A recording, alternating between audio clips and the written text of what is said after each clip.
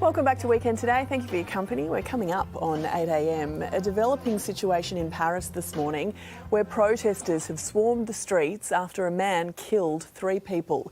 The gunman fired multiple shots on a Kurdish cultural centre. Let's bring in today's talkers, Nova's Michelle Stevenson and Queensland Senator Matt Canavan. Good morning to you both. Good morning. Matt, this alleged shooter was apparently known to police. Only a year ago, he attacked migrant tents and yet he was out on the streets.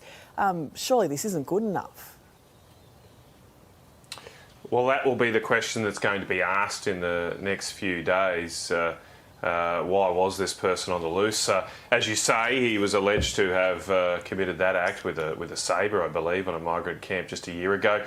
Apparently he was still up on charges and presumably was out on bail. But being charged with such a serious offence, you've got to wonder why or how that was allowed to happen. Obviously there's been an immediate reaction of anger on the streets of Paris, so hopefully that situation can get under control. And also, of course, I'd like to express my sympathy for the Kurdish community. They are people that have been persecuted throughout history, and this is a particularly cruel and tragic incident to afflict them in a country they thought they had refuge in. Absolutely. And Michelle, as Matt mentioned, there are now violent clashes in central Paris. It's very confronting to be seeing. Do you think that will deter people from travelling there? I mean, I think it's probably too late to cancel any plans. I don't think it will deter people from travelling there. We've seen this with Paris for a few years now. It seems to be a hotbed of, kind of terrorism and a lot of acts of violence. I don't know what the answer is for the Parisians, but I think people won't stop travelling there. I just think you just need to have some caution maybe about what you're doing and where you're going in and around Paris, because I know there are pockets of it that can be quite violent. All right, let's look at some other news closer to home now. And the number of Sydney children moving away from the mainstream schooling system is increasing, with a rising cohort of deliberate homeschoolers spiking by 170% in New South Wales. Michelle, I thought parents hated homeschooling during the pandemic, but applications are flooding in for next year. Yeah. Is it the way of the future? I know, I was shaking my head. I was like, who are these people? This is crazy. Anyone who had to do this during the pandemic really struggled. I know I did.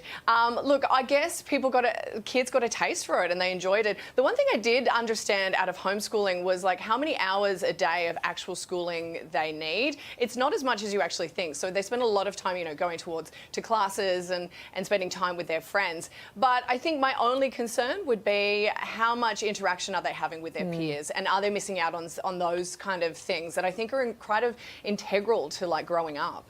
Matt, do you think homeschooling can rival traditional schools? Well, look, I think for the reasons given, I doubt it, because it's just such a commitment from individual parents, and I've got a great respect for those parents who take it on, because it's a huge challenge. I actually did enjoy. I loved it during lockdown. I loved homeschooling the kids, but it just takes so much time, and it shows what great work our teachers do. But families that can have the time and can afford to do it, I think it's a great thing to spend time with your kids. I get the concern about interaction with peers, but I always found it strange that you go to school in this sort of industrial environment. You're only friends with people from the 1 year you were born in, and kids that were 1 year older and 1 year younger than you were sort of aliens, and that seemed a bit strange too. So school's not necessarily a natural environment either, but good on those parents who have this commitment to their kids. It's brave.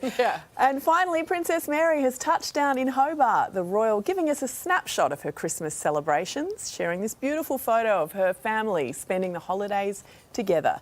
She captioned the snap, "Merry Christmas from down under. Here it is neither frostbite nor just trees, but summer and warm weather." Merry Christmas to both of you. Just quickly, what's on the agenda for your Chrissy, Matt? Shops are still open today, aren't they? I think they are. I've got to finish that off first. Get busy. And then we'll probably go to Mass tonight. It is the birth of Jesus. And then, tomorrow the kids will, we eat presents. That's what it'll be about. And Michelle? Yeah, I'm heading straight to the shops from here to get some presents. I'm terrible. And then tomorrow, I'm live in Bondi. So what am I going to do? I'm going to go to the beach. Enjoy. Heading to the beach. Merry Christmas to both of you. Thank you for taking time out of your